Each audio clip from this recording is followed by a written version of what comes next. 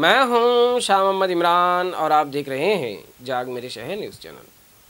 5 फरवरी 2021 की सुबह 5:30 बजे के आसपास मालेगांव शहर के सैलानी चौक से गुजरात सूरत के लिए जाने वाली बारात का एक दर्दनाक और दिल खराश हादसा पेश आया, जिसमें 3 लोगों की जाए वारदात पर ही मौत वाक़ई हो गई और तकरीबन 10 अफराद को शदीद ज़ख्म आए हैं।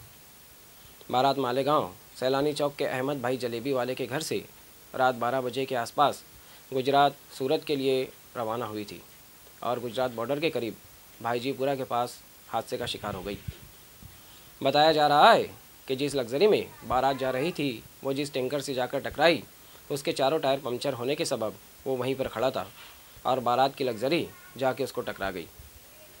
ये पूरी मालूमात हमें शरीफ शाह कैमरामैन ने दी है।